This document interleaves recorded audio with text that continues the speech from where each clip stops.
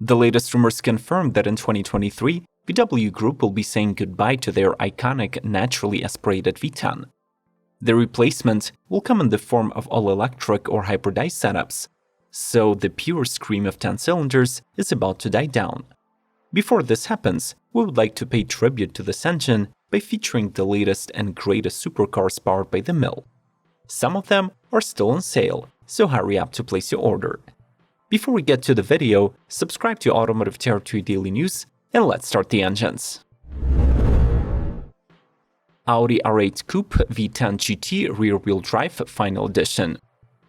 Just 333 lucky buyers will be the last people on the planet Earth to own this Audi supercar in its current form, powered by an unmistakable V10.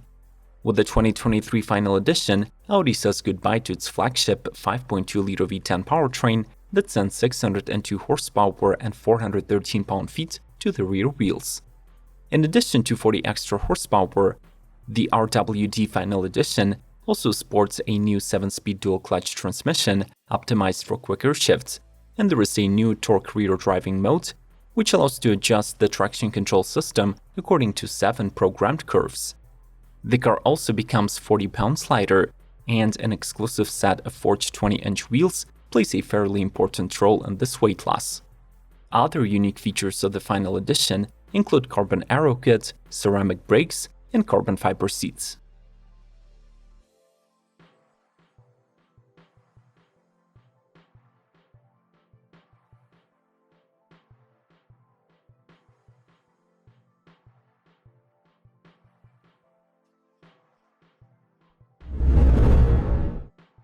Lamborghini Huracan Tecnica. The all-new Tecnica is expected to be the last traditional Huracan powered by a naturally aspirated V10 engine. All of the newcomers from 2024 are rumored to have succumbed to hybridization and will be closely related to the upcoming replacement to the Aventador. This model lands below the truck-focused STO, but unlike the flagship racer, provides the purest Lamborghini driving experience combined with the freedom of everyday use. Under its new carbon fiber engine cover resides a 5.2-liter V10 beast that transfers 640 horsepower and 417 pound-feet of torque to the rear wheels. The exterior upgrades are evident right away within a new bumper with blackout Y-shaped Lamborghini lines and a revised front splitter. Free of track requirements, the car adopts a smaller fixed wing and super cool hexagonal exhaust outlets. Plus, all 4 corners house 20-inch diamond-cut wheels wrapped in Bridgestone Potenza sport tires. The standard list of comfort features includes height-adjustable sport seats, all carbon door cards, and a new infotainment system with vast connectivity capabilities.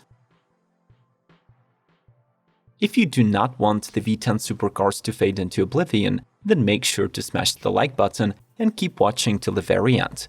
Thank you, and let's keep rolling. Italdesign Xero Uno. Italdesign has never had its own car despite being in the industry for more than 50 years and creating several iconic designs such as BMW M1 concept or the Audi 80 production car.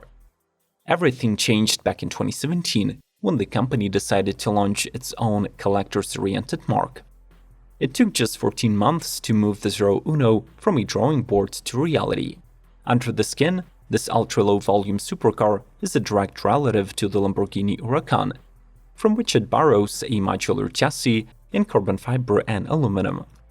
It also sources the same mid-mounted 5.2-liter V10 engine capable of 610 horsepower and 413 pound-feet of torque. The bodywork, however, is completely unique, and it's made entirely of carbon fiber. There is a large front air splitter, sharp side-mounted fins, extensive louvers over the wheel arches, a huge underbody diffuser, and an equally prominent rear wing.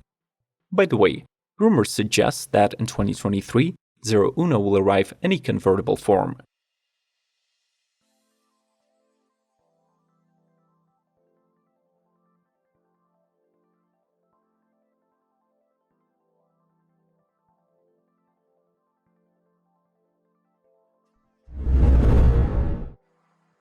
Lamborghini Huracan Serato. Do you still believe that an off-road supercar is an impossible feat of engineering? Lambo proves you wrong by fulfilling the dream of every fan and turning the 2019 concept into a reality. The Serato, aka Dirt Road, will be the final moniker of the Huracan family, with the limited production run of 900 units worldwide. The underpinnings of the model were borrowed from the Evo, but the exterior stays true to the concept. There are twin LED light bars up front, 19-inch wheels with rugged tires, aluminum underbody protection, and an over-fender. The engineering team also added a raised central air intake at the rear, making sure that the engine does not eat too much dust in the desert conditions. The Huracan's mighty 5.2-liter naturally aspirated V10 was somewhat detuned, but it still returns 610 horses and comes paired with a standard all-wheel drive. The stopping power is provided by 15-inch front and 14.3-inch rear carbon ceramic brakes. The car sits 1.7 inches higher above the ground, and its suspension offers longer travel. Finally, there is a rally drive mode, which is exclusive to the Serato.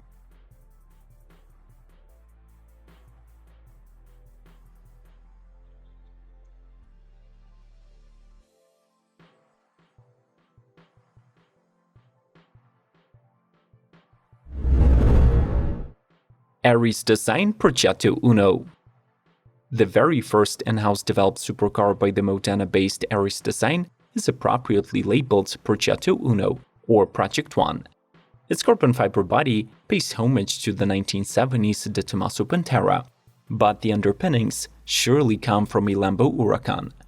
Here, the 5.2-liter naturally aspirated V10 engine is boosted to 650 horsepower, transferred to all four wheels through a 7-speed robot DSG. Just like the Lambo it is based on, the car is capable of fast 0-60 acceleration of 3.1 seconds, and it has the top speed of 200 miles per hour. Despite being a limited production model, the Project One was given a redesign in 2021. It is now offered with an H-pattern gear selector that looks and feels like a manual. There is a less restrictive valve-controlled X-pipe exhaust system and a set of lighter billet aluminum wheels, 20 inches at the front and 21 at the rear.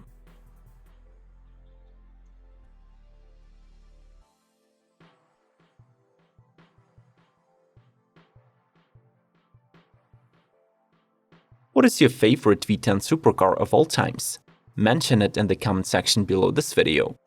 Before you go, make sure that the YouTube routine has been completed.